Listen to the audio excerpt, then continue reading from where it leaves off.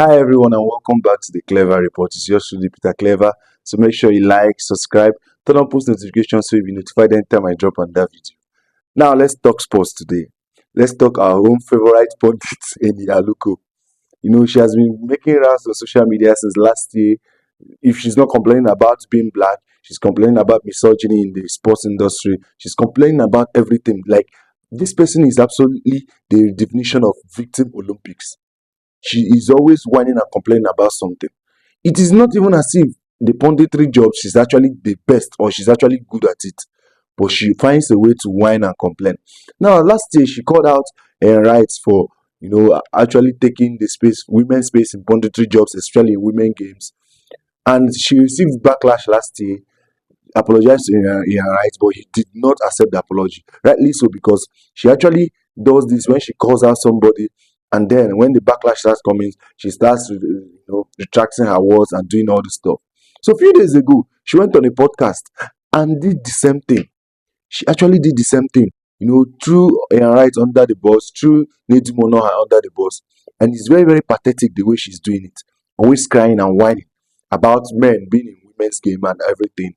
Well, we know that this DEI initiative is actually tailored into bringing women in spaces that they do not deserve or they do not merit.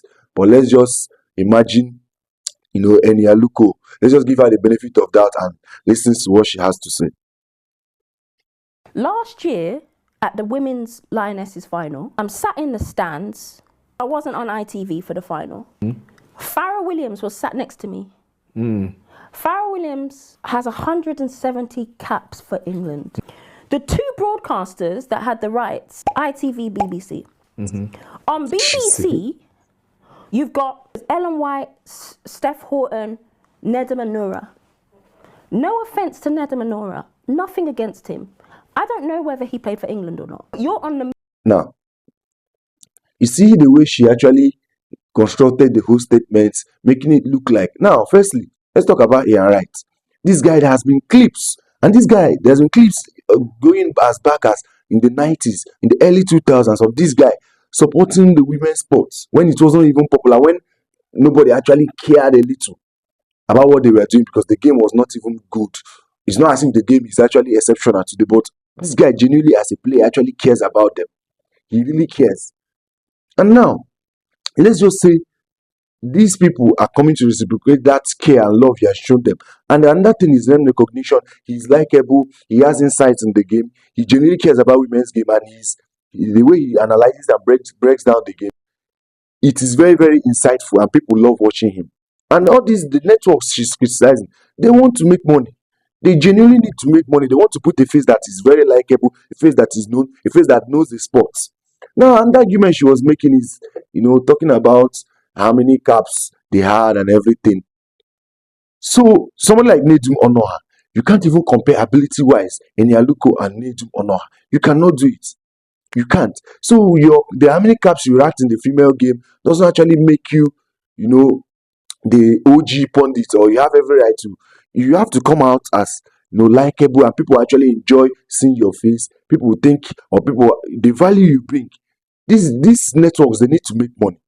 Nedim Onoha is one of the most insightful, intelligent, analyzers of the game currently, the both men and women's game. So when she's actually saying, and me personally, I genuinely think women should not be in the men's game, women's pundit, because they don't understand the game. Now, has Eni Aluko actually been a pundit in the men's game? Yes, since 2014.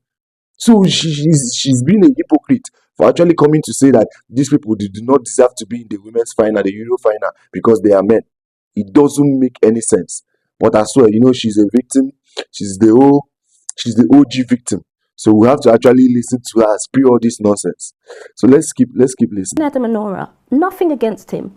I don't know whether he played for England or not. You're on the main panel for the final for England women. Let's go over to ITV. I'm in the stands with 105 caps. So you've got two women, 290 caps, something ridiculous, right? ITV, and it's Ian Wright, Emma Hayes, and Kaz Carney. So out of 6 spots, 2 have gone to men. Meanwhile, you've got 290 sitting in the stands. It's I've just told crazy. you I've never done a final, and I'm probably gonna struggle to think of any woman, female pundit, who's done a men's major final As a pundit. I'm not talking about Well, percentage I'm because done. people I'm like done. to compare. Now, you see what she was just, trying to sow a seed of discord. These networks, they find these people interesting. They find them interesting. For the fact that you have 200 caps or 100 caps or 170 caps, though, for the English women's team, the Lionesses, it doesn't give you the right, or it doesn't make you an automatic hire for the punditry job. So, I love the way Laura Woods and that pundit, called her out. Laura Woods called her out, and in support of Ian Wright, she says, Cabs doesn't win. Cabs don't win automatic work, and they do not make a brilliant pundit either. The way you communicate, articulate yourself, do your research, inform your audience, how likable you are, and the chemistry you have with your panel are what makes a brilliant pundit. And these qualities, they are the things that Eni Aluko doesn't have. She doesn't articulate herself well. There are many clips on TikTok of she committing absolute blunders, like somebody that like a toddler talking about the game. She doesn't know what it means to be a pundit, and she doesn't come off as likable. And that is just a fact. It's coming from her fellow woman, so she cannot use the misogyny card on this one. So she continues by saying, the women's game should be by women for women is one of the most damaging phrases I've heard. Now, I genuinely now, does the men's game need people like Laura Woods or Eni Aluko? No. But does the women game need somebody like Eni Dumono or Ian Wright? Yes. Because people pay attention to what these people have to say. They have played the game at the highest level, and they come off as likable. They know their onions when it comes to football. So I actually agree with Eni Aluko on this one. The women should just do everything about the women's game and let the men focus on the men's game, and let us see who is actually going to suffer. Because the men's game, and the male pumped it, and the male's game, they prop up the female game. Because who are those that buy tickets? Who are the most that people that mostly support the female game? It is the men. Women generally do not care about women's sports. They don't find it interesting. They rather watch Housewives of Atlanta or Housewives of New York than watching the female game. And that is just the fact. It's just a biological difference. So it will only drag the women's sports backwards, and it will drag the women's punditry in all forms of the game backwards.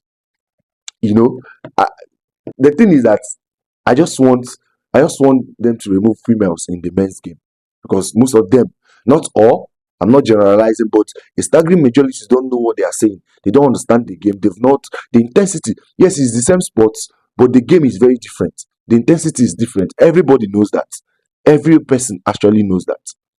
So now she went to Talksport. She appeared on Talksport with Simon Jordan when she was actually making her case again of being left out and everything. So I want us to watch the clip of her and Simon Jordan, and then I'll give you my take on that. I've been good enough for 11 years, right? And as I said, I'm the person that will go and seek out feedback for someone to go, I think you're struggling. It's never happened. See, the language that you use, Eni, is, to me, it's steeped in a sense of entitlement. I mean, the sheer weight of the entitlement that you seem to believe that you have would resink the Titanic. I think you've been quite fortuitous. I think because of initiatives like DEI, they've allowed people to be put into positions in the men's game that I don't think they've merited. So I love what Simon Jordan did. This person, ARI, doesn't owe you anything. These networks just find him interesting. They think he brings more value than you. He doesn't owe you structure and everything. She can't use the race card on ARI because it's actually black. That's why she's using the female card. ARI doesn't owe you anything. I love how Simon Jordan actually called her out on that. He doesn't owe you anything. From what he says, he just reeks of entitlement and everything.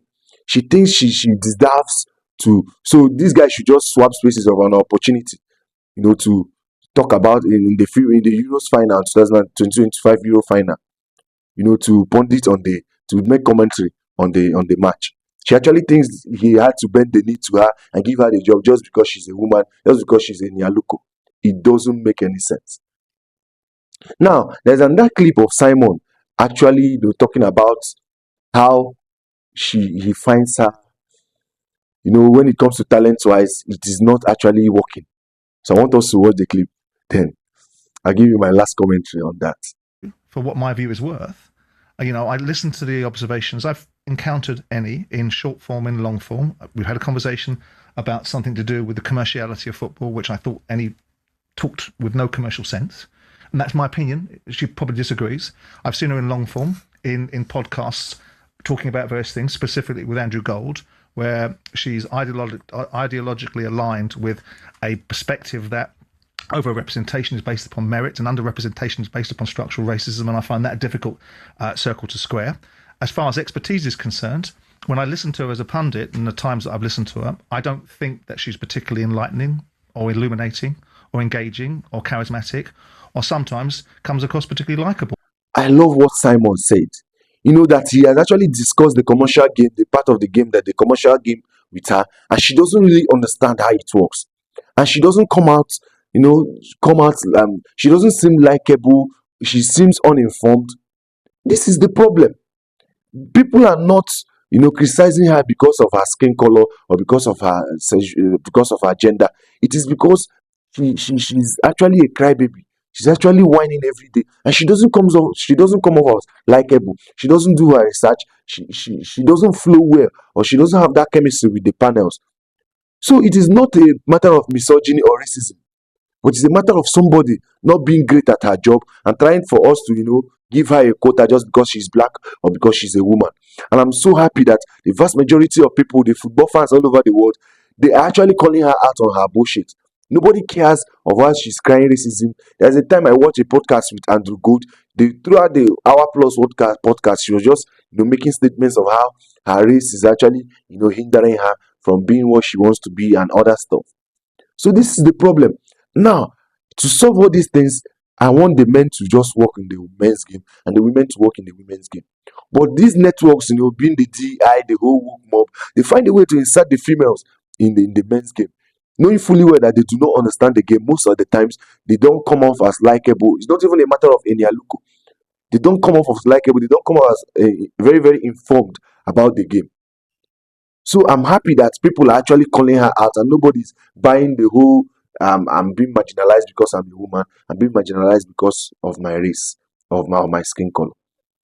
So Eni Aluko, there are reports showing that she actually retired, resigned from British television. Good for her. She should just go away, recollect and reflect. She doesn't know the game, and she is not people. This ITV and BBC, they don't see her as valuable enough to put her on the screen, and that is just a fact. It is not because of her race. It is not because of her gender. That's all I'm going to say about that. So make sure you like, subscribe, turn on post notification so you'll be notified anytime I drop another video. I love you, but God loves you more.